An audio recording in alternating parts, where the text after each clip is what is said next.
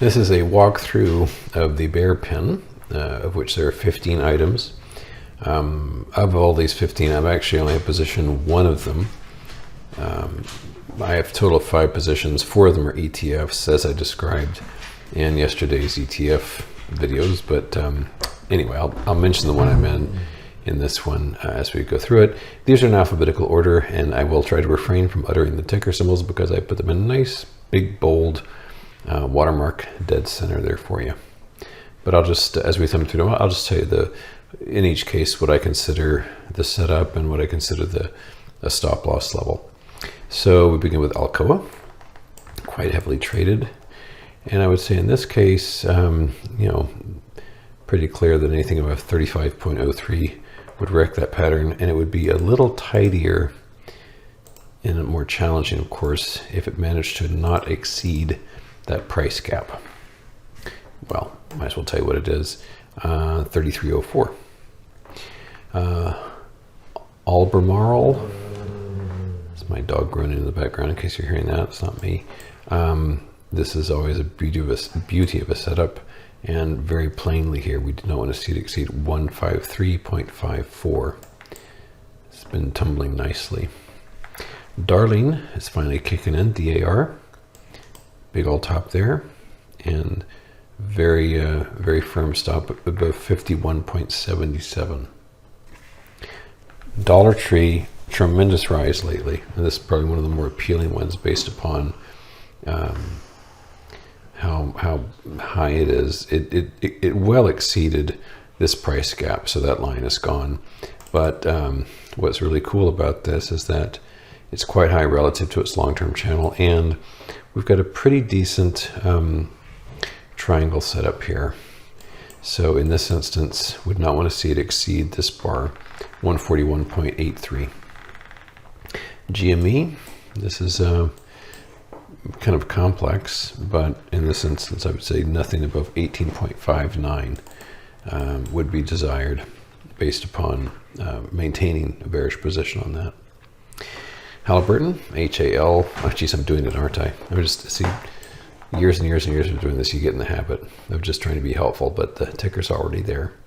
So here's the third top, and in this instance, the stop would be anything above 37.54. KeyCore, here's the broken trend line, and there's the top. We've exceeded the price gap, as you can see, and we've gotten comfortably close to this broken trend line. The stop on this one's a little tougher call.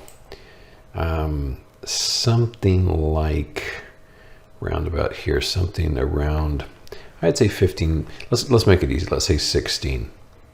$16, that would be the stop loss, definitely. Probably a little below that, to be honest. Here's the one and only one of these I actually have a position, and I got June $66 puts on this. And it's a lovely top, of course. You've seen this before. And I would say a definite hard stop on this would be right at this dashed line, 64.74, which is the price gap here and very close to this peak, and also the base of that entire top. So that's a very obvious stop loss. Royal Caribbean, RCL. This isn't, this is just kind of the rent is too damn high sort of pattern. There are a couple of tells on this. One of them is the failure of this channel a few months ago. And the second is that it seems to have reached exhaustion just above the midline. It's starting to break down.